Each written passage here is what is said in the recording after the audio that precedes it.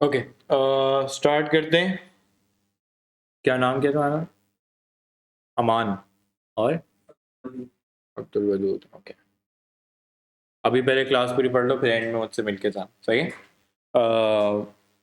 हमने जो है वो लास्ट क्लास में ट्रांसफॉर्मेशन ऑफ फंक्शंस पूरा किया था। हमने वॉल्यूम 1 में जितने चैप्टर्स थे, 7 चैप्टर्स थे, वो पूरे कर लिए थे, सही है? आज जो है हम ट्रिग्नोमेट्री स्टार्ट करेंगे। ओके,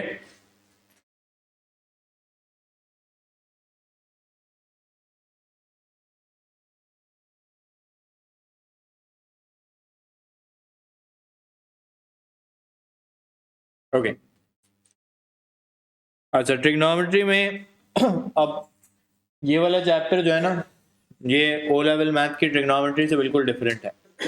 अगर आपने एड मैथ नहीं किया हुआ, सही है, तो ये आपको लगेगा कि सर कुछ अलग ही चीज़ पढ़ा रहे हैं, सही है, एंड दैट्स ट्रू। क्योंकि इस ट्रिग्नोमेट्री का जो है वो ओ लेवल ट्रिग्नोमेट्री से इतना ही रिलेशन होता है लाइक कि मैं पहले तो मैं साइन कॉस टैन लगाना सिखाऊंगा बस। उसके बाद जो है वो सारी कहानी डिफरेंट होगी। और ये सीखना बड़ी इंपॉर्टेंट है क्योंकि एक्चुअल ट्रिग्नोमेट्री यही होती है, सही है। वो जो आपने ओ लेवल मैथ में पढ़ी है वो ट्रायंगल की ट्रिग्नोमेट्री पढ़ी, सही है। अब हम ट्रायंगल से बाहर निकल रहे हैं और बाकी सारी ट्रिग्नोमेट्री को देख रहे हैं। ओके, पहले मैंने लिखा है फाइंड द एंगल और साइड मार्क्ड एक्स, तो हम जल्दी से रिकॉल कर लेते हैं अगर हमें याद हो तो, सही है, कि ये साइड जो होती है वो ऑपोजिट होती है एंगल के, और ये साइड हाइपोटेन्यूज 90 डिग्री के सामने होती है। तो हम क्या लगाएंगे? हम लगाएंगे sine 35 equals to x over 7। 7 cross multiply हो जाएगा तो 7 साइन 35 हो जाएगा और हमारे पास एक्स आ जाएगा, सही है। कोई मुझे कैलकुलेट करके भी बता दें, और if you can please.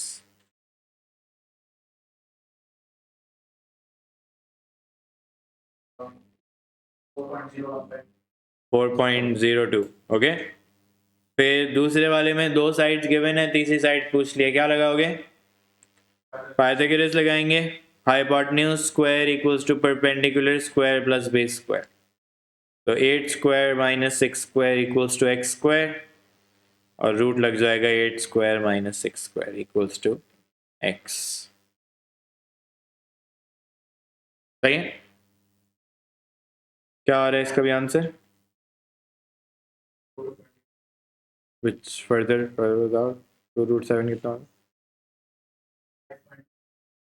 5.29, 3 significant figures. Okay, फिर तीसरा वाला है, फिर एक्स फाइंड करना है मुझे। तो मैंने कहा कि अब मुझे नजर आ रहा है एडजेसेंट है और उसके साथ हाइपोटेन्यूज है, तो मैं लगाऊंगा cos x इक्वल्स टू 3/8, सही। एंगल कैसे फाइंड करते थे? cos को दूसरी साइड पे ले जाते हैं तो क्या हो जाता है? cos इनवर्स हो जाता है। ये भी आपके कैलकुलेटर पे होता है। आपने कहा cos इनवर्स ऑफ 3/8 करेंगे तो जो है हमारे पास आंसर आ जाएगा which should be around 67.9 degrees, सही है। Answers in degrees are correct to 1 decimal place. अभी भी वही इंस्ट्रक्शन होती है जो आप ओ लेवल मैथ में देख रहे हैं, सही है। बस यही इतनी ओ लेवल मैथ्स मैं सिर्फ आपको रिकॉल कराऊंगा, सही है। बाकी जो आपने साइन रूल कोसाइन रूल वगैरह पढ़ा था वो अगले चैप्टर में आता है जिसको हम सर्कुलर मेजर कहते हैं, सही है, वो हम वहां पे पढ़ेंगे, सही है। अब पहली नई चीज जो हम पढ़ते हैं that is convert to radians लिखा हुआ है। अब जिस तरह आप किसी भी लेंथ को ऑल्टरनेट मेजर्स होते हैं, आप फीट में भी मेजर कर सकते हैं, आप इंचेस में भी मेजर कर सकते हैं, आप सेंटीमीटर में भी करते हैं, मीटर में भी करते हैं। इस तरह एंगल्स भी जो होते हैं वो दो अलग अलग तरह के मेजर्स होते हैं, डिग्रीज होते हैं या रेडियंस कहते हैं अब इनको। एक और तीसरा मेजर भी होता है, वो आपके कैलकुलेटर पे आपको नजर आएगा, उसका नाम होता है ग्रेडियंस, जी लगा हुआ होता है, सही है। तो एंगल्स को मेजर करने के ये 3 तरीके होते हैं, सही।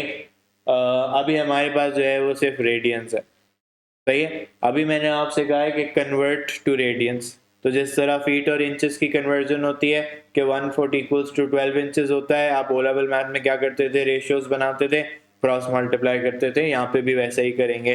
तो हमारे पास कन्वर्जन क्या होती है? हमारे पास कन्वर्जन ये होती है कि डिग्रीज टू रेडियंस जो है वो कैसे कन्वर्ट होता है, हमें ये याद रखना है कि 180 degrees is equals to pi radians होता है, सही है, 180 डिग्रीज इज पाई रेडियंस।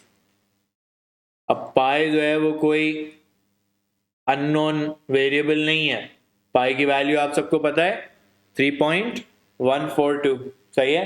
तो 180 डिग्रीज कितने रेडियंस के बराबर है, 3.142 रेडियंस के बराबर है। आगे फर्स्ट तुम्हें ऐसा भी सवाल नजर आएगा जिसमें उसने लिखा होगा 1.2 रेडियंस, सही है भाई, रेडियंस नंबर्स में होते हैं, उनकी वैल्यू कुछ भी हो सकती है, वो 0.589 भी हो सकते हैं, आएंगे भी आंसर ऐसे, सही है। So radians are just technically numbers, उनके आगे रेडियंस लिखा भी नहीं जाता, आपने लिखना है तो जरूर लिखें। मेजोरिटी क्वेश्चन जो है अब यहाँ पे लिखा हुआ है रैड रैड रैड अगले क्वेश्चन में, सही है, बट जरूरी नहीं होता। ओके, जहाँ आपको अब लोग पूछते हैं सर पता कैसे चलेगा कि डिग्री है या रेडियंस है, तो डिग्रीज में हमेशा एग्जामिनर ये सिंबल लगा के देगा, ये छोटा सा सर्कल जो ऊपर बना होता है ये डिग्रीज को रिप्रेजेंट करता है, सही है। अब 90 डिग्रीज को रेडियंस में कैसे चेंज करेंगे, आपने कहा सर 90 डिग्री यहाँ पे लिखें, यहाँ पे x लिख दें और क्रॉस मल्टीप्लाई कर दें, सही है। तो ये हो जाएगा 180x equals to 90 pi, x equals to 90 pi divided by 180, तो ये आ गया पाई ओवर 2। तो यानी 90 degrees is how many radians, pi over 2 radians, सही है। अब आपका कैलकुलेटर जो है वो ये सारा काम डायरेक्टली भी करता है, तो आज हम ज़्यादातर आगे जो स्केचिंग वाला भी काम सीखेंगे वो हम कैलकुलेटर से ही सीखेंगे, सही है। पहले मैं आपको ये वाइट वाला कैलकुलेटर जो मेरी स्क्रीन पे आएगा पहले मैं उस पर दिखा रहा हूँ, अगर आपके पास ये वाला है तो उन्होंने पास कैलकुलेटर है, कौन सा वाला दिखाओ, हाँ यही वाला है ना, तो हमारे पास भाई सारे कैलकुलेटर्स अलग अलग होते हैं, स्क्रीन पे वाइट वाला कैलकुलेटर आता है तो पहले मैं इस पे वर्किंग करना सिखाऊंगा, सही है, फिर दूसरे कैलकुलेटर की वर्किंग मैं आपको वर्बली बता दूंगा, ओके। अब देखें कैलकुलेटर में जो होता है वो इसके मोड्स होते हैं, सही है। कैलकुलेटर में मोड्स कैसे आ रहे होते हैं, ये मेरा अभी कैलकुलेटर जो है वो डिग्री मोड में है, क्यों, ऊपर डी लिखा हुआ नजर आ रहा होगा, सही है, ऊपर जो है वो डी लिखा हुआ आपको नजर आ रहा होगा। अब आपका क्वेश्चन अगर रेडियंस में है, क्वेश्चन रेडियंस में होने का मतलब क्या है कि आप ये देखें, फॉर एग्जांपल मैं आपको ये वाला क्वेश्चन दिखाता हूँ, मैं आपको ऐसे ही नीचे ले जा रहा हूँ, I am not asking you to solve anything, but let's say मैं आपको कोई क्वेश्चन देता हूँ,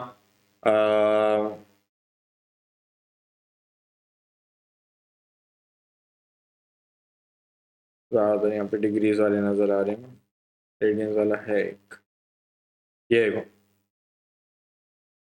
सॉल्व लिखा है और x क्या लिखा है, बिटवीन 0 एंड 2 पाई, यानी ये x की वैल्यू किस में मांग रहा है, रेडियंस में मांग रहा है। तो उस केस में मुझे क्या करना पड़ता है, उस केस में मुझे कैलकुलेटर को पहले रेडियन मोड में लाना पड़ता है। कैलकुलेटर को रेडियन मोड में कैसे लाते हैं, शिफ्ट दबाएं, मैं सेटअप में जाऊंगा, सही है, आपके पास शिफ्ट दबा के मोड आ रहा होगा अगर दूसरा कैलकुलेटर आप यूज कर रहे हैं, मेरे पास बड़ा सिंपल सा एंगल यूनिट लिखा हुआ आ रहा है और 2 पे जाऊंगा तो रेडियन, ये कैलकुलेटर जो है वो रेडियन मोड में चेंज हो गया, सही।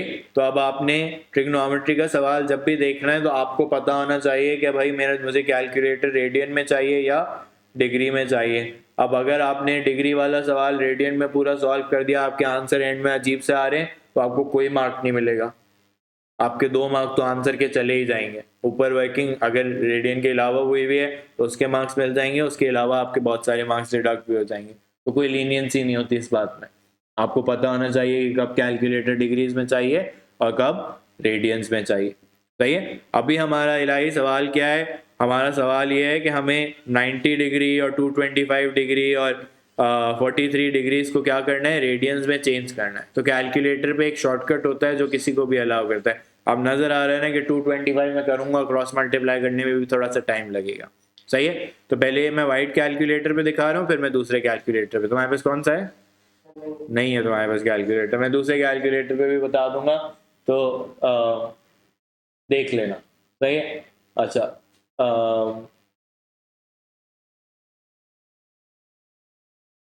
मैंने लिखा 225, मेरा कैलकुलेटर अभी रेडियन में है, क्यों, क्योंकि मुझे आंसर रेडियन में चाहिए, सही है। ये ऑप्शन का बटन नजर आ रहा है, OPTN,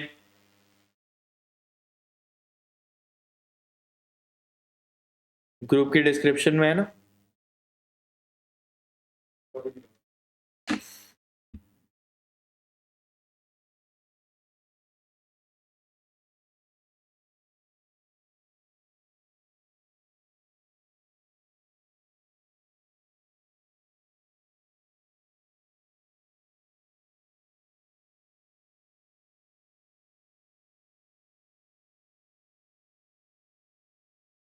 एक मिनट में भेज रहा हूँ। हाँ मैं भेज रहा हूँ बस ग्रुप पे।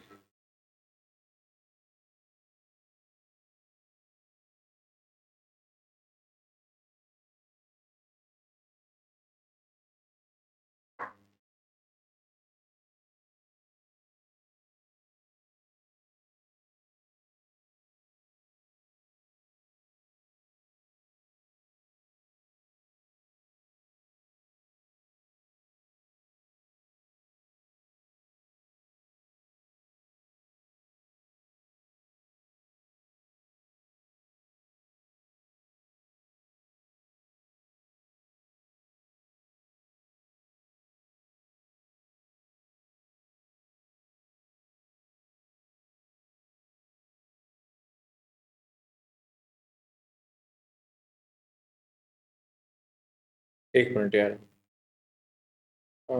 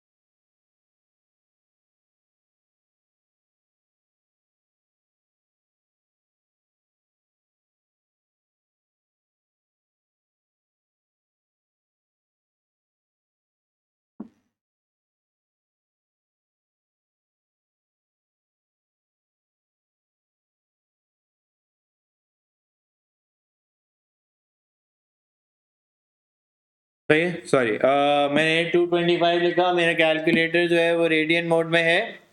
सही है, तो जो है मैं क्या करूँगा, मैं जो है वो फिर शिफ्ट दबा के, सॉरी ऑप्शन दबाऊंगा, तो दोबारा ये एंगल यूनिट लिखा हुआ नज़र आ रहा है मुझे। सही है, और यहाँ पे 3 सिंबल्स नज़र आ रहे होंगे आपको, डिग्री, रेडियन और ग्रेडियंस नज़र आ रहे हैं। अब अभी आपने 225 डिग्रीज लिखना है, तो मैंने 225 1 दबा दिया तो डिग्री का सिंबल आ गया मेरे पास। सही है, ये अभी दूसरे कैलकुलेटर में मैं बताता हूँ आपको। ऑप्शन दबाओ, OPTN लिखा है कैल्क के बराबर में, सबसे कॉर्नर वाला बटन टॉप पे, शिफ्ट के नीचे। सही है, ये दबाओगे तो एंगल यूनिट आएगा, इसमें फिर डिग्री टाइप कर लो। सही है, सो डिग्री टाइप कर लिया आपने, ये आपके पास लिखा हुआ आ गया 225 डिग्रीज। अब जब इसको दबाऊंगा ना तो देखो खुद ये रेडियन में कन्वर्ट करके देता है। सही है, अगला वाला क्या कन्वर्ट करना है, 43 डिग्री समान कन्वर्ट करना है, तो मैंने 43 फिर से लिखा, एंगल यूनिट और 1 दबा दिया तो 43 को भी इसने रेडियन में चेंज कर दिया। तुमने कहा नहीं मुझे डेसिमल में चाहिए, आप डेसिमल वाला बटन प्रेस कर दें और डेसिमल में बता देगा। सही है, तो your calculator is able to do this directly. सही है, अरे how would you do this on the other calculator that you have? सही, आपके कैलकुलेटर में नीचे लिखा होगा एक आंसर के ऊपर या पाई वाले उस पर लिखा होगा DRG। सही है, आपने कैलकुलेटर को रखा रेडियन में। सही है, अली आपने प्रेस किया, फर्स्ट देख लो 225 और शिफ्ट दबा के DRG ढूंढो, DRG दबाओ तो तुम्हारे पास वही ऑप्शंस खुल जाएंगे जो मेरे पास खुले थे। सही है, वही डिग्री का सिंबल आ रहा है, आप डिग्री लिख दो वहाँ पे। सही है, उस हिसाब से डिग्री लिख दो तो आंसर दे देगा वो। दे दिया उसने आंसर। सही है, तो वही आंसर आपके पास रेडियंस में आते रहेंगे। सही, इस तरह अगर आपको, अब अगला पार्ट क्या है, रेडियन से डिग्री में कैलकुलेट करना है, convert from radians to degrees. सही है, 3π/4 को कन्वर्ट करना है। अब कैलकुलेटर का मोड क्या होना चाहिए, मुझे डिग्री में आंसर चाहिए तो मेरा कैलकुलेटर जो है वो डिग्री में होना चाहिए। मैंने उसका मोड चेंज किया, ऊपर D लिखा हुआ आ गया। और मुझे किसको कन्वर्ट करना है, 3π/4 को, तो मैंने 3π/4 लिखा और एलआई उसी तरह ऑप्शन में जाके डिग्री की जगह अब रेडियन टाइप कर दिया, आगे लिखना चाहिए सॉरी। तो ऐसा लिखा हुआ आ जाना चाहिए 3π/4 और आगे R लिख देना है छोटा। R छोटा कैसे लिखोगे, उसी तरह ऑप्शन में जाओ और रेडियन लिख दो। सही है, सही है ना। देखो 135 डिग्रीज आंसर दे रहा है वो, आपका कैलकुलेटर डिग्रीज में ना, तो आपका आंसर डिग्रीज में आ रहा है।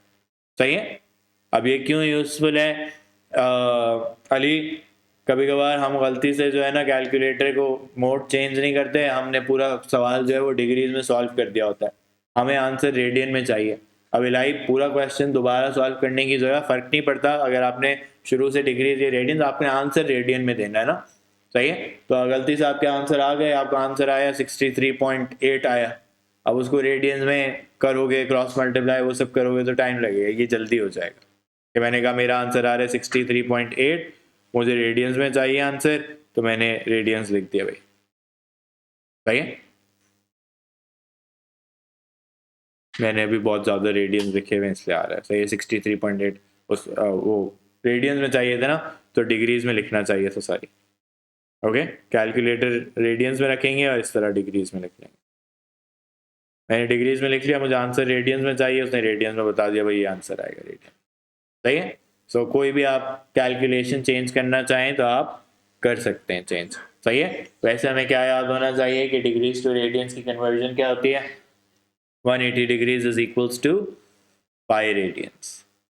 Okay, clear, any questions? Okay, आज अटेंडेंस क्यों इतनी लो है? आगे बढ़ें, ये पहली बात थी जो नई चीज़ है आपके लिए। सही है, फिर मैं जब ट्रिग्नोमेट्री पढ़ाना स्टार्ट करता हूँ, मैं हमेशा पढ़ाना स्टार्ट करता हूँ ग्राफ्स ऑफ ट्रिग्नोमेट्रिक फंक्शन से।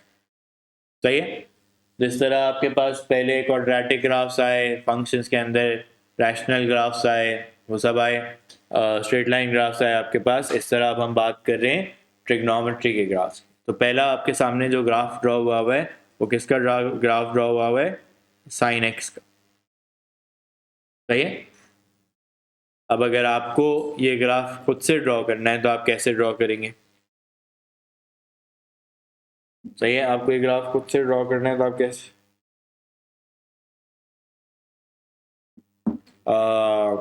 कैसे ड्रॉ करेंगे? ये कुछ वैल्यूज प्लॉट हुई हुई है ना, सही, 0 1 0 -1 और 0। सही, एक तो बात यह है कि वैल्यूज अगर याद कर सकें तो बहुत अच्छी बात है। सही है, अगर नहीं याद कर सकते तो फिर से आपका कैलकुलेटर जो है वो आपको फैसिलिटेट करेगा इन ड्राइंग दीज ग्राफ्स, और मैं अभी आपको सारी कंस्ट्रक्शन जो है वो कैलकुलेटर के ऊपर ही सिखाऊंगा। सही है, कैसे सिखाऊंगा, पहले हम कैलकुलेटर पे चले जाते हैं। अब इस काम के लिए कैलकुलेटर को डिग्री में ही रखें, कैलकुलेटर को डिग्री में ही रखें। सही है, मैंने मोड चेंज कर लिया, मैं डिग्री में आ गया। सही, यहाँ पे एक फंक्शन होता है फर्स्ट कैलकुलेटर का, जिसको टेबल कहते हैं। तुम्हारे पास भी टेबल आ रहा होगा, दूसरे कैलकुलेटर में भी मोड दबा के देखोगे तो टेबल आता है, हर कैलकुलेटर में आ रहा होता है। सही, आप टेबल पे जाएं तो आपसे पूछता है फंक्शन ऑफ एक्स, किसका ग्राफ ड्रॉ करना है भाई, तो आपने लिख दिया साइन, और मेरे पास ये एक्स अलग से टाइप हुआ है तो मैंने एक्स का बटन प्रेस कर दिया, ऑन के नीचे देखो एक एक्स लिखा हुआ होता है। सही है, अगर आप नॉर्मल कैलकुलेटर पे कर रहे हो तो शिफ्ट दबा के ब्रैकेट दबाओगे तो कैपिटल एक्स लिखा हुआ आएगा, फाज ब्रैकेट, शिफ्ट और ब्रैकेट, अल्फा और ब्रैकेट, सॉरी अल्फा और ब्रैकेट आया, एक्स कैपिटल है ना, एक्स ये रखो ऑन के नीचे लिखा हुआ है, ऑन के नीचे जो बटन है वो एक्स है। सही है, तो एक्स खुद ही टाइप हो जाता है। अब डिग्रीज में रखा हुआ है कैलकुलेटर। सही है, मैं आगे जाऊंगा तो ये मुझे जी ऑफ एक्स पूछता है, मुझे अभी जी ऑफ एक्स नहीं बताना, मैं एक और इक्वल्स टू दबा दूंगा तो ये मेरे टेबल रेंज पे आ जाएगा, तो मेरे पास डायरेक्ट स्टार्ट पूछेगा ये। सही है, अब स्टार्ट कहाँ से करना होता है ग्राफ को, 0 to 360 बनाने, वो लिखा हुआ है उसने एक्सिस बिटवीन 0 एंड 360। सही है, मुझे कहाँ से कहाँ तक बनाने, 0 से 360। सही है, स्टार्ट 0, अपने कैलकुलेटर पे भी लिखोगे 0, इक्वल्स टू दबाओगे तो एंड पूछेगा, फिर इक्वल्स टू दबाओगे तो वो स्टेप पूछेगा। स्टेप हमेशा साइन एक्स और कॉस एक्स का बाय डिफॉल्ट जो होता है वो 90 का होता है। सही है, ये क्यों होता है मैं भी दिखा रहा हूँ आपको ग्राफ पे। तो आपने ये लिखा और अब आपने प्रेस किया इक्वल्स टू, तो उसने आपको वो सारी वैल्यूज बता दी जो अब आपको प्लॉट करनी है। क्या वैल्यूज प्लॉट करनी है, उसने कहा कि भाई आप जो है वो 90 पे 0 पे 0 प्लॉट करें, x की वैल्यू और y की वैल्यू, 0 पे 0 प्लॉट करें, 90 पे 1 प्लॉट करें, 180 पे 0 प्लॉट करें, 270 पे -1 प्लॉट करें और 360 पे फिर से 0 प्लॉट करें। स्टेप जो है वो बाय डिफॉल्ट, मैंने तुम्हें कहा भी, मैं यहाँ पे लिख भी रहा हूँ, स्टेप साइन एक्स और कॉस एक्स का बाय डिफॉल्ट 90 डिग्रीज होता है। और क्यों होता है अमान, ये क्यों होता है, यहाँ पे अगर तुम देखो तो वैल्यू जो चेंज हो रही है वो 90 के बाद हो रही है, फिर 90 के बाद हो रही है, फिर 90 के बाद हो रही है, फिर 90 के बाद। सही है, तो स्टेप बाय डिफॉल्ट जो होता है साइन एक्स और कॉस एक्स का वो 90 डिग्रीज होता है। ये बात मैं यहाँ पे लिख देता हूँ, sine x and cos x by default have a step of 90 degrees. सही है, क्लियर हो गई यहां तक बात।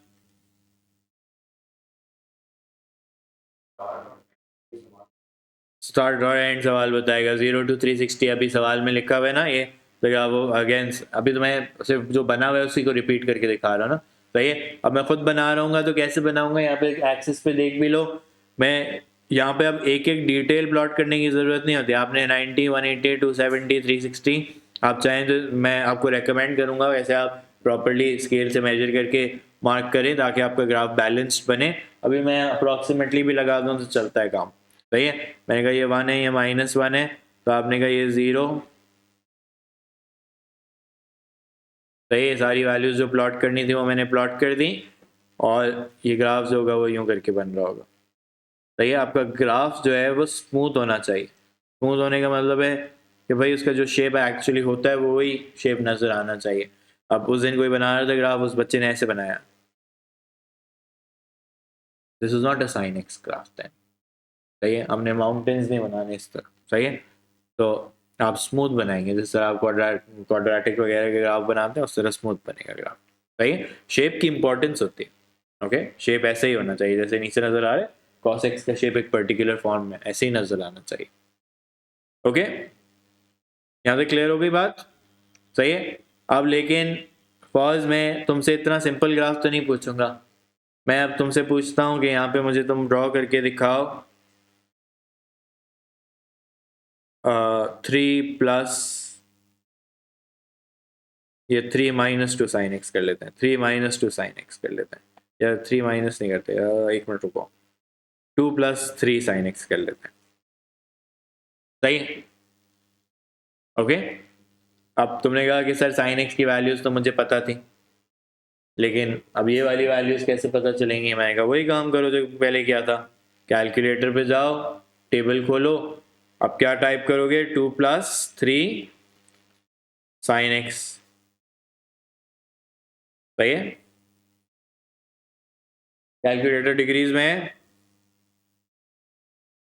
स्टार्ट वही, एंड वही, स्टेप अभी भी 90 का ही रहेगा। स्टेप कब चेंज करना है अब्दुल वदूद मैं बताऊंगा, अभी स्टेप भी चेंज होता है। अभी रुक जाओ, सही है? नहीं, उसमें उससे पहले भी चेंज हो जाएगा अभी, सही है? 10 के लिए तो स्टेप चेंज होता है, लेकिन उससे पहले भी स्टेप चेंज होता है, सही है? अभी स्टेप 90 का ही है, तो क्या आ गई वैल्यूज? फिर से उसने टेबल बना दिया। हमें कहाँ से कहाँ तक पता चल गया कि हमें जो है वो मिनिमम -1 पे जाना है और मैक्सिमम 5 पे जाना है, तो उसी हिसाब से हम अपनी एक्सेस भी ड्रॉ करें कि ऊपर ज़्यादा और नीचे कम हो, सही है? तो मैंने कहा ये 90, 180, 270, 360, ओके। नीचे और भी वैसे जगह रखी है, अगले पेज पे जगह है अगर आपने ड्रॉ करना है तो,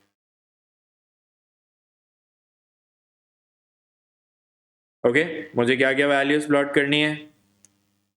-1 प्लॉट करनी है, मैं थोड़ा कम बनाता हूँ, -1, तो 1 2 3 4 5 मैंने स्टार्ट की प्लॉट करना, 90, 180, 270, 360।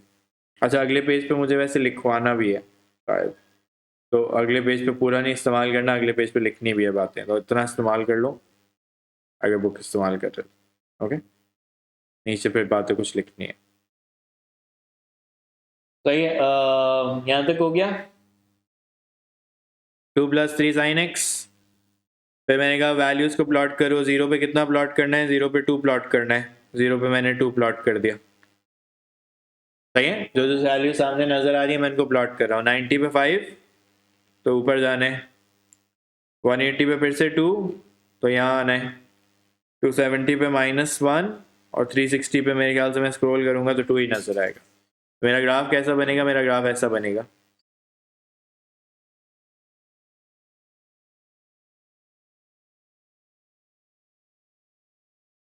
ये ऊपर से थोड़ा सा ज्यादा फ्लैट हो गया है, मैं इसको चेंज कर दूँ,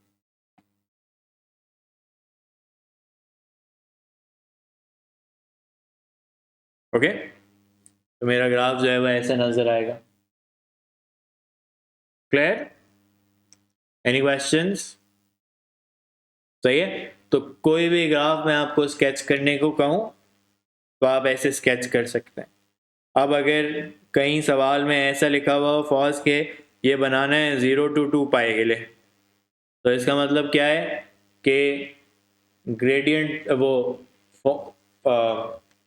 मोड जो होना चाहिए वो रेडियन होना चाहिए, लेकिन ग्राफ को जो है वो रेडियंस में बनाना मुझे आज भी चैलेंजिंग लगता है। तो मैं सिंपल सा उसका हल क्या निकाला हुआ है मैंने, इराई में पहले डिग्रीज में बना लेता हूँ, फिर मुझे पता है कि रेडियंस में चेंज करना बड़ा आसान है। 180 डिग्रीज पाई रेडियंस होता है, 360 कितना होगा?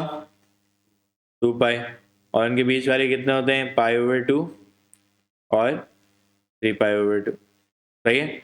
तो मैं जो है वो एंड में चेंज कर देता हूँ उनको, बाकी कुछ चेंज नहीं होता।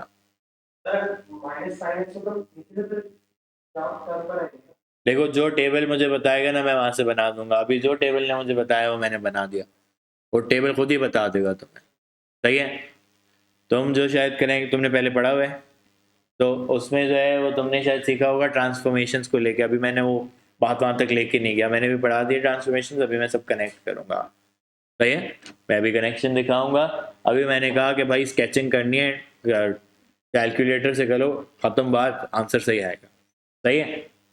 अच्छा, ये बात हो गई कि मैंने रेडियंस में बनाना था तो मैंने इस तरह चेंज कर दिया। अच्छा, एक बात जो मैं ऊपर बताना भूल गया, सॉरी, वो ये था कि अगर आप कुछ डिग्रीज और रेडियंस की कन्वर्जन याद रखेंगे ना तो ज़्यादा फायदा होगा, सही है? मैं यहाँ पे लिख देता हूँ डिग्रीज टू रेडियंस के 180 डिग्रीज जो होता है वो पाई रेडियंस होता है, 90 जो होता है वो π/2 होता है, सही है? 60 जो होता है वो π/3 होता है,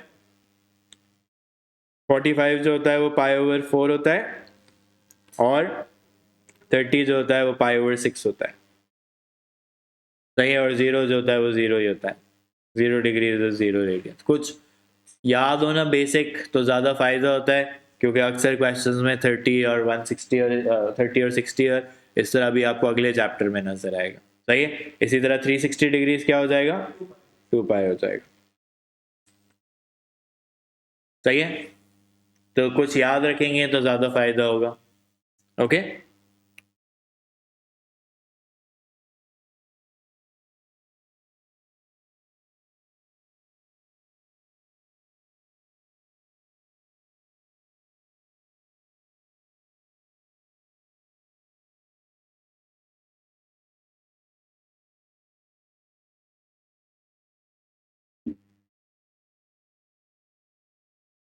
ओके, चले आगे देखते हैं। तो ये आपने एक कर्व मेरे लिए ड्रॉ कर दिया। सही है। अब मैं अगर इसी तरह का आपसे कहूं कि आप अब मुझे ड्रॉ करके दिखाएं, y equals to 3 minus cos 2x for x is between 0 and 360। सही है। अब मुझे बताओ मैंने इसमें पहले चेंज क्या किया है। cos के आगे 2x कर दिया, अब x नहीं रखा मैंने, 2x रखा है। अब इस 2x से क्या चेंज होगा, इस 2x Abdul Wadood step change होगा, 2x से भी चेंज होगा, 3x से भी चेंज होगा। सही है। स्टेप बाय डिफॉल्ट कितना था, 90। 2x है तो स्टेप जो हो जाएगा वो 45 का हो जाएगा, 90 डिवाइड बाई 2। अगर cos 3x का ग्राफ बनाना होता अली तो 90 डिवाइड बाई 3, स्टेप जो हो जाता था वो 30 डिग्रीज का हो जाता।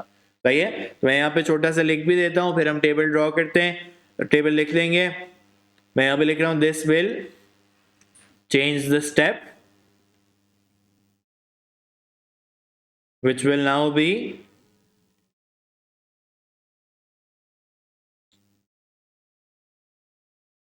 90 डिवाइड बाई 2 इक्वल्स टू 45। सही है। थोड़ी सी हो सकता है मुझे जगह कम पड़ेगी, मैं बना लूंगा किसी तरह। सही है। मैं दोबारा गया अपने टेबल पे, मैंने लिखा 3 माइनस कॉस 2x।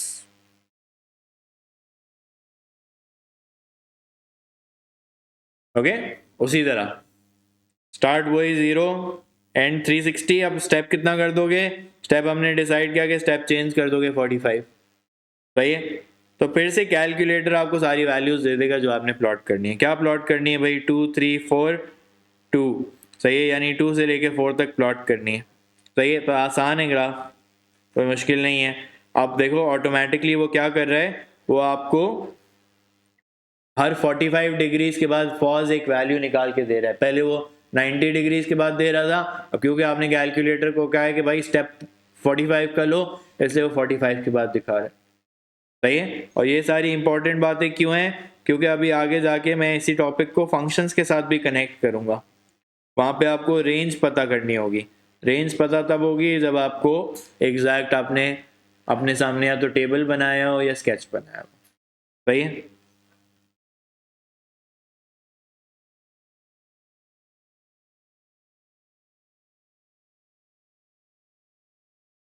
2 से लेके 4 तक जाना है ना, तो मैंने 0 पे प्लॉट किया 2 45। अब मैं देखो नीचे मैंने एक्सेस 90 180 270 360 लिखी है। मैं अली सिर्फ क्या करूंगा, जब 45 प्लॉट करना है तो बीच में प्लॉट कर दूंगा। सही है। सो 45 पे 3, 90 पे, सही है, और फिर 135 पे ये,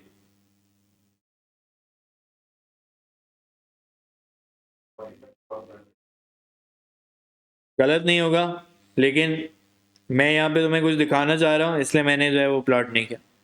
सही है। तुम अगर 45 की लंबी सी एक्सेस बना दो तो कोई फर्क नहीं पड़ता, क्योंकि एक्सेस आपका अपना डिसीजन होता है, आपको जैसे भी बनाने हैं। सही है।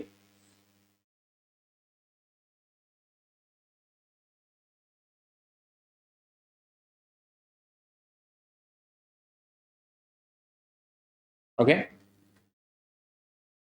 उसी तरीके से बना जिस तरह साइन एक्स का ग्राफ बन रहा था। सही है। अच्छा, अब एक बात जो मैं शायद मुझसे स्किप हो गई वो ये हो गई कि मैंने आपको कॉस एक्स का पहले बाय डिफॉल्ट ग्राफ नहीं दिखाया। कॉस एक्स का ग्राफ ऐसा होता है। सही है। इसके शेप में छोटी सी बात क्या होती है, मान के इसका शेप जो होता है वो पहले यूँ थोड़ा सा फ्लैट निकलेगा और फिर स्टीप डिक्लाइन करता है। इसका शेप हमेशा यूँ कप की तरह ही नजर आएगा। सही है। अब ये क्योंकि उल्टा हो गया है तो ये इस तरह आपको मैक्सिमम और मिनिमम दिखा रहा है। ओके, शेप में कर्व्स नजर आने चाहिए, पॉइंट बीइंग दैट आप सिर्फ शेप को डायरेक्ट ट्राइंगल्स नहीं बना सकते। ओके, तो कैलकुलेटर ने मुझे बताया क्या प्लॉट करना है, मैंने बस वही प्लॉट किया है और मैंने ग्राफ स्केच कर दिया है। मैंने अभी अपनी कोई साइंस नहीं लगाई कि भाई कहाँ था ओरिजिनल ग्राफ, क्या हो गया, all those things not needed. Sketch का सवाल सिंपल होता है इस मामले में। सही है। तो जहाँ भी स्केच का सवाल आए वहाँ पे आप जो है वो अपना कैलकुलेटर इस्तेमाल करें, that should give you the correct answers. Clear हो गई बात? सही है।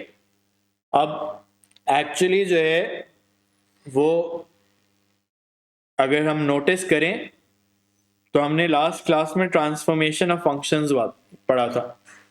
ट्रांसफॉर्मेशन ऑफ फंक्शंस में हमने फर्स्ट क्या पढ़ा था कि ग्राफ ट्रांसलेट भी होते हैं, स्ट्रेच भी होते हैं, रिफ्लेक्ट भी होते हैं। तो अगर इलाही तुम देखो तो साइन एक्स का ग्राफ ऐसा दिखता था, लेकिन जो तुमने 2+3 साइन एक्स का बनाया वो उसका शेप काफ़ी डिफरेंट आया और वो ऊपर भी चला गया काफ़ी। तो हुआ क्या क्या है, वो देखो 2 से ट्रांसलेट हुआ है और 3 से स्ट्रेच हुआ है ना। साइन एक्स का ग्राफ पहले 3 से मल्टीप्लाई हुआ और 2 से स्ट्रेच हुआ। इसके प्रॉपर क्वेश्चंस हैं, हम बाद में देखेंगे, मैं आपको ट्रांसफॉर्मेशंस दिखाऊंगा। अभी फिलहाल वाई इंटरसेप्ट हो गया, लेकिन उसका एक और नाम होता है, अभी मैं लिखवा रहा हूँ। सही है, वो अभी मैं आपको लिखवा रहा हूँ। यहाँ तक क्लियर हो गई बातें? तो स्केच बनाने किस किस का स्केच सिखाया? अभी मैंने साइन एक्स और कॉस एक्स का सिखाया, मैंने टैन एक्स का नहीं सिखाया, वो बाद में आ रहा है। सही है, उसका स्केच थोड़ा सा डिफरेंट होता है तो हम उसको अलग से ही रखें। सही। अब एक्चुअली जो सवाल होते हैं वो कैसे होते हैं, उसमें जो है वो कभी कभार इस तरह का सवाल होता है, बस स्केच बना हुआ है। एक तो स्केच बनाने का सवाल होगा, वो अभी मैं रिपीट भी कराऊंगा, लेकिन स्केच बना हुआ है, उसमें क्या फिगर आउट करना है, ए बी और सी। सही है। अब इसकी थोड़ी सी थियोरी है, पहले आप वो थियोरी लिखें फिर हम उसको एक्सप्लेन करेंगे। सही है। पहले मैं यहाँ पे आपके लिए लिख रहा हूँ, कॉपी पेस्ट करूंगा मैं तो, आप लिखेंगे।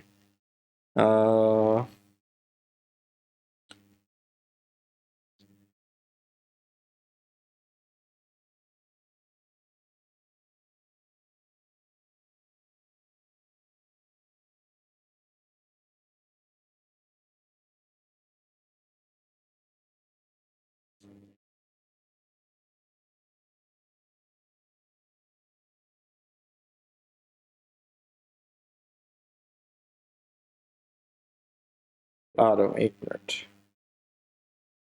मैं देख रहा हूँ मैंने किस जगह सही से लिखी है।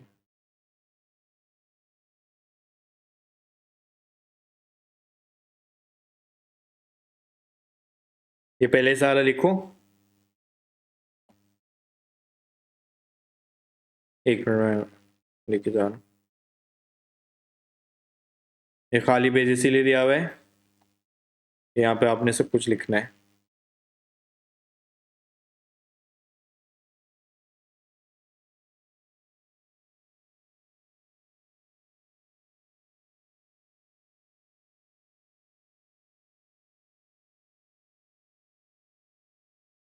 ओके, लिखें पहले प्रॉपर्ली, फिर हम इसको अप्लाई करके देखेंगे।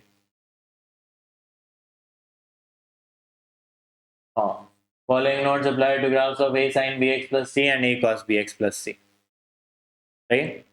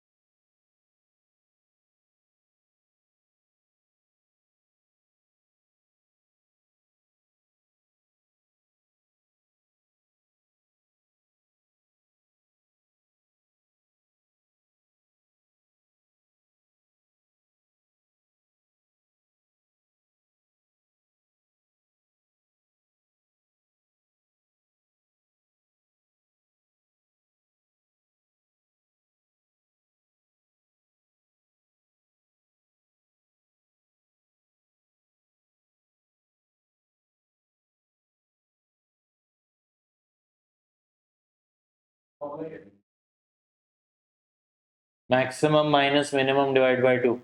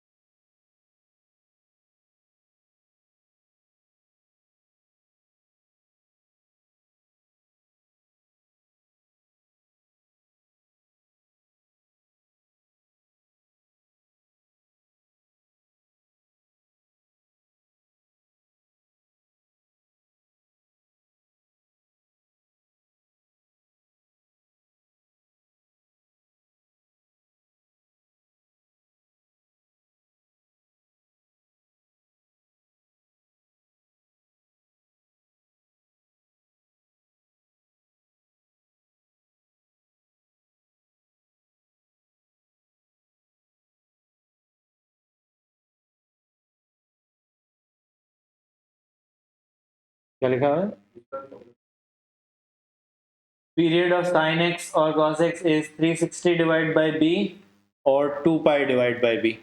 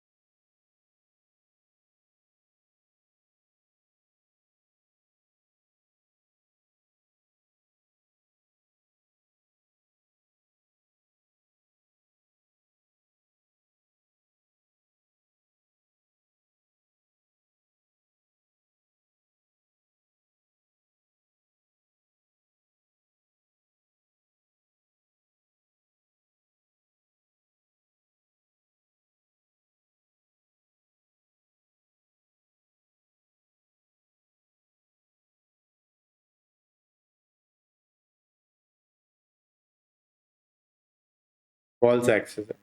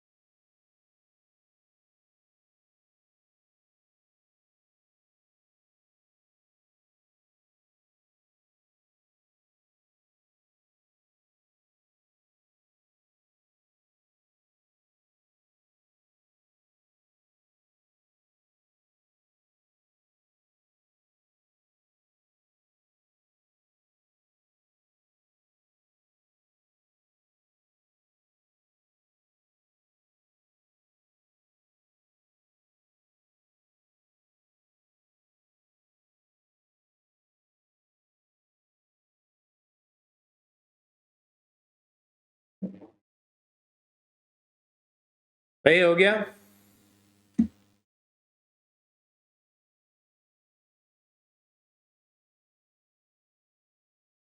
अब हमने ये उसमें देखा कि ग्राफ्स जो हैं वो ट्रांसलेट हुए हैं, स्ट्रेच हुए हैं, वो सब हुआ है, सही है।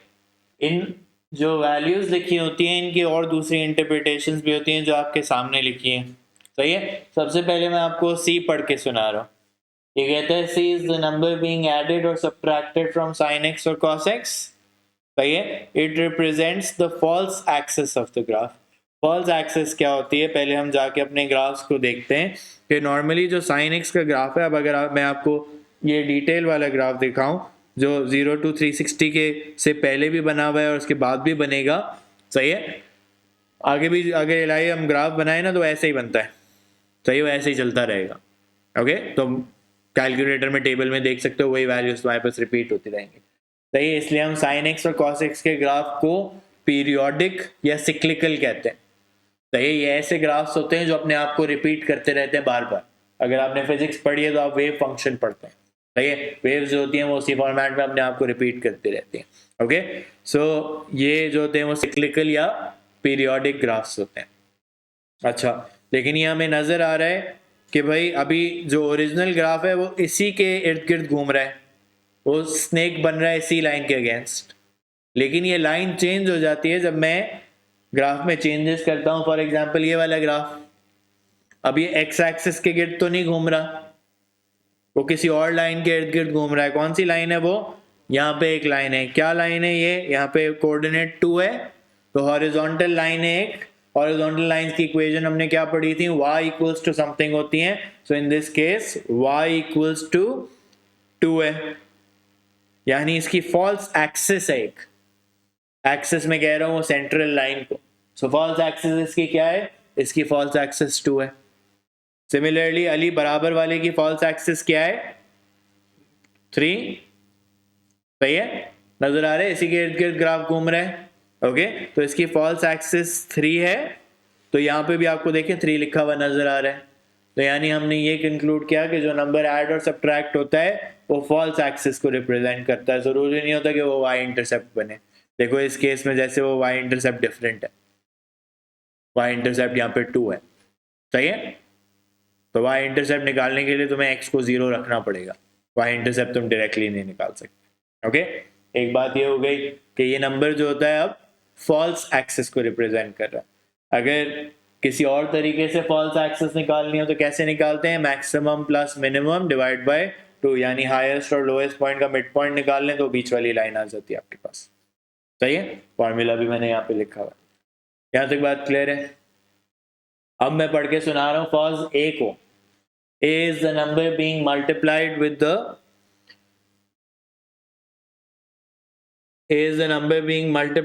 the trigonometric function. सही है, it represents the amplitude of the graph.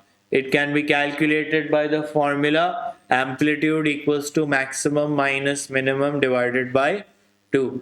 ये नंबर जो मल्टीप्लाई हो रहा होता है फंक्शन के साथ उसको एम्पलीट्यूड कहते हैं, सही है। ये फिजिक्स की टर्मिनोलॉजी है, यानी ग्राफ कितना राइज हो रहा है और कितना फॉल हो रहा है, सही है। इन दिस केस अगर मैं आपको दिखाऊं तो ये वाला डिस्टेंस जो फॉल्स एक्सिस से डिस्टेंस बनता है इसको एम्पलीट्यूड कहते हैं। ये कितने का डिस्टेंस है? 1 2 3, तो यहाँ पे भी आपको 3 लिखा हुआ नजर आ रहा है। जो ओरिजिनल साइन एक्स और कॉस एक्स के ग्राफ्स थे इनका एम्पलीट्यूड जो था वो 1 था, सही है। इनका एम्पलीट्यूड 1 था, सही।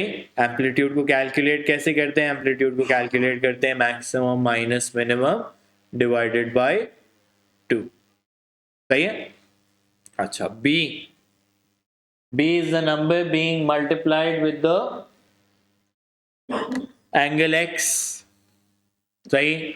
तो ये 2x भी हो सकता है, 3x भी हो सकता है, कभी हाफ x भी हो सकता है, सही। It represents the number of cycles sin x or cos x will complete between 0 and 360, सही। It can be used to calculate the period of a graph, सही। अब अगर तुम नोटिस करो राइट, तो मैंने तुमसे 2 ग्राफ्स बनवाए, एक साइन एक्स का और एक कॉस 2x वाला, जिसमें मैंने और भी चेंजेस किए थे, सही। एक पर्टिकुलर चेंज जो हमें नजर आया वो ये नजर आया। अब देखो ये अभी इस ग्राफ ने ये अभी एक साइकिल पूरा किया, अगर ये इसके आगे बनेगा तो ये ऐसे ही बनेगा दोबारा, सही है, इसका एक साइकिल पूरा हुआ। इस ग्राफ ने 2 साइकिल पूरे किए, सही है, with in the boundaries 0 to 360, सही है। तो साइन एक्स और कॉस 2x में ये एक मेजर फर्क क्या है कि भाई वो एक साइकिल चल रहा है और ये 2 साइकिल चल रहा है, किस डोमेन के अंदर, 0 to 360 की डोमेन के अंदर। अक्सर अब्दुल वदूद ये वाला सवाल जो होता है ना, वो 0 to 360 नहीं ड्रॉ करना होता, वो 0 to 180 करना होता है, यानी 180 पे एक साइकिल पूरा हो जाएगा, सही है। तो वो एक ही साइकिल नजर आ रहा होता है। तो रेंज जो है वो क्वेश्चन खुद ही डिसाइड कर सकता है, आप नहीं डिसाइड कर सकते, सही है। तो बी क्या बताता है, एंगल से जो मल्टीप्लाई हो रहा होता है वो क्या बताता है कि कोई भी साइन एक्स और कॉस एक्स का ग्राफ कितने साइकिल्स पूरे करेगा। अगर वो सिर्फ साइन एक्स और कॉस एक्स लिखा हुआ है तो वो एक साइकिल चलाएगा, क्योंकि बी की वैल्यू 1 बनती है, 1x लिखा हुआ है वहां पे। अगर 2x लिखा हुआ है तो 2 साइकिल पूरे करेगा। लेकिन उससे एक और कैलकुलेशन क्या होती है जो अक्सर एड मैथ के सवालों में ज्यादा आया करती है, ए लेवल मैथ में कम देखी गई है, सही। I don't think A level math में अभी कोई भी ऐसा सवाल नजर आएगा जिसमें पीरियड का वर्ड इस्तेमाल हुआ हो, but because it's there in add math there is a chance कि भाई वो वहां पे भी टेस्ट। वो क्या होता है कि पीरियड का एक फॉर्मूला होता है, नॉर्मल पीरियड ऑफ अ, एक मिनट, ये जूम दोबारा स्टार्ट करना पड़ेगा।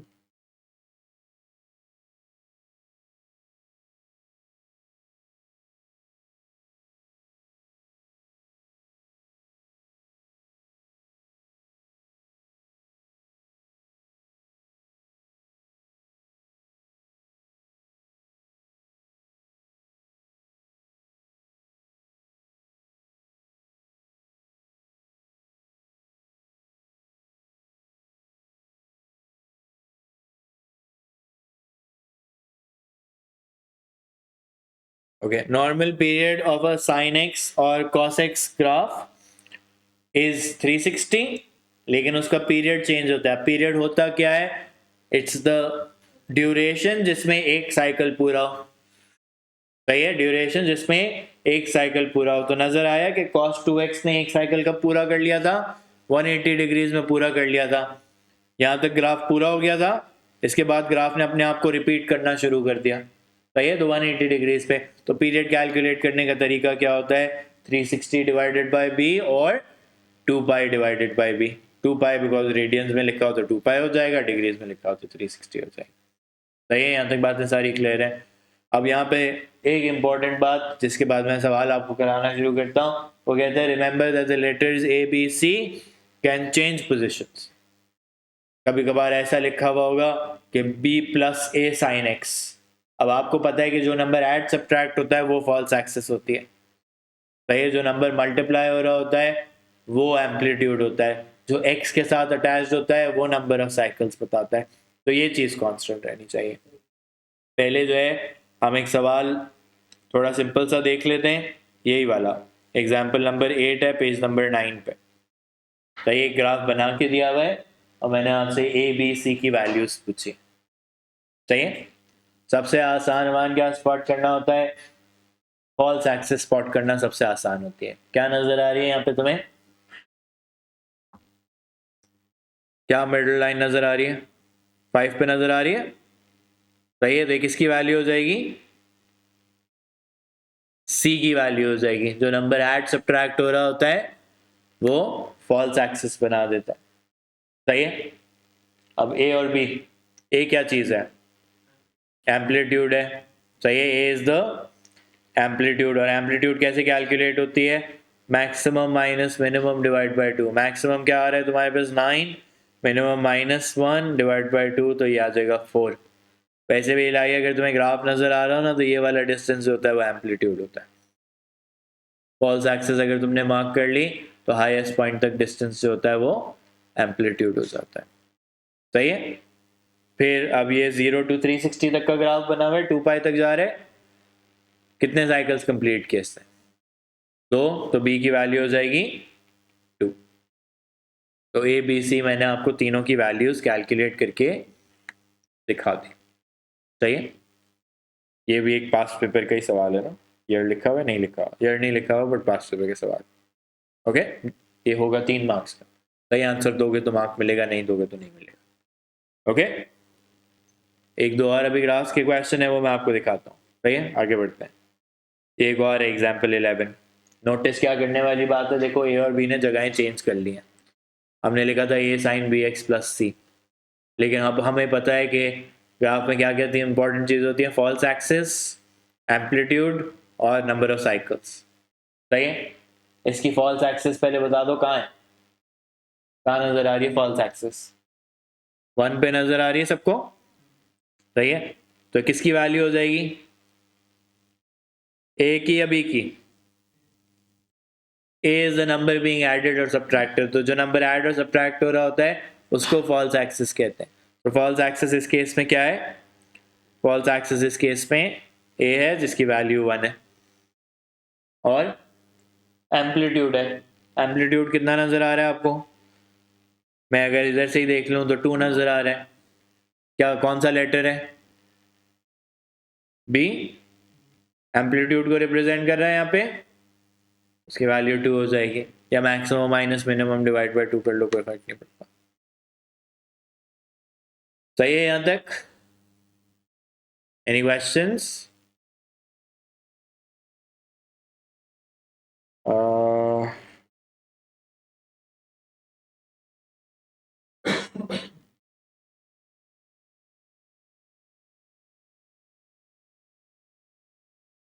एक और है,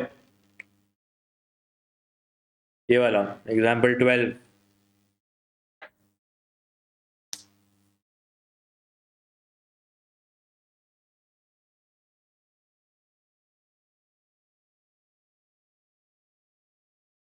फॉल्स एक्सिस क्या है, 3, किसकी वैल्यू 3 हो जाएगी, ए की, बी की या सी की? सी की वैल्यू 3 होनी चाहिए, तो नंबर बीइंग एडेड और subtracted is the false axis, so C जो है वो 3 हो जाएगा। सही, A is the amplitude, A is the amplitude, क्या हो जाएगा एम्पलीट्यूड, या तो कैलकुलेट कर लो, maximum minus minimum divided by 2, तो 6।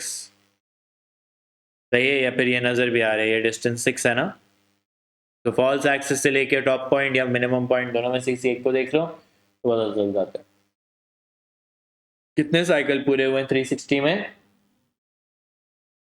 2 लिख दो।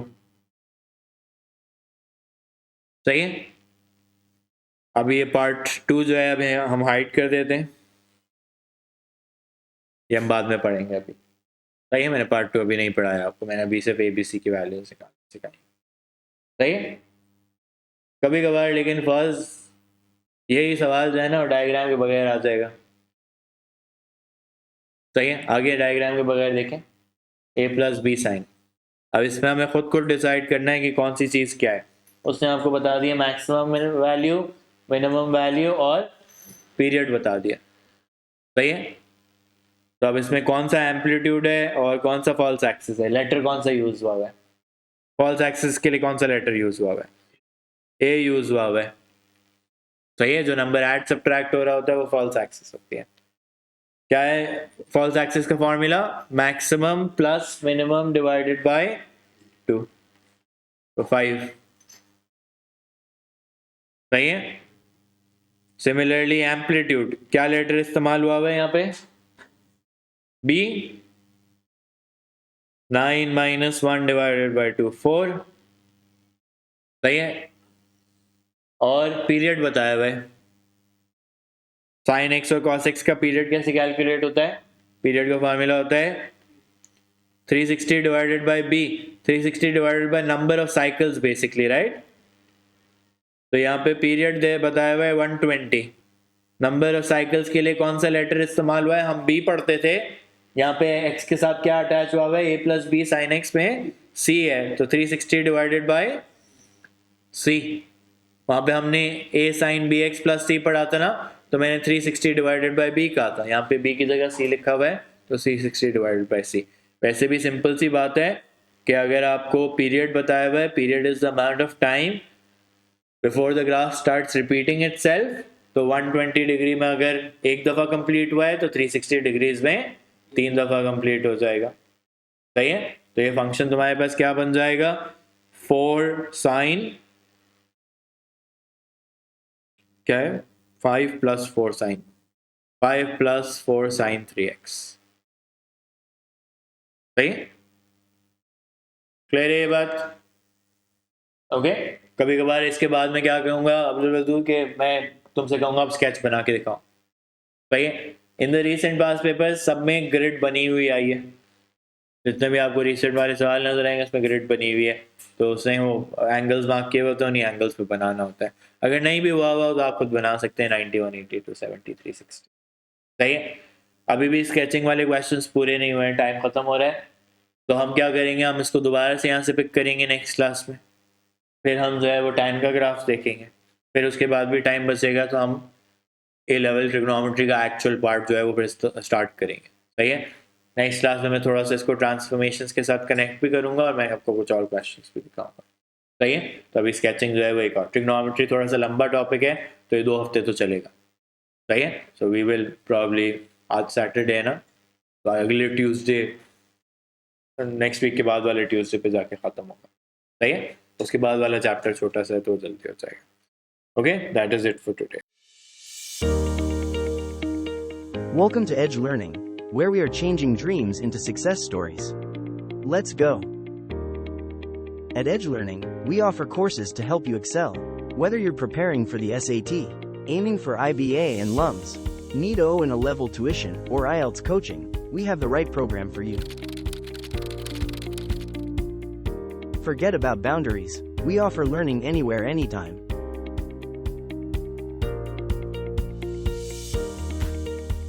Our expert tutors provide personalized attention in various batch sizes and one-on-one sessions, along with pre-exam review workshops to ensure you perform your best on test day. Join us at Edge Learning and take the first step towards turning your dreams into reality. So what are you waiting for? Register now or call us.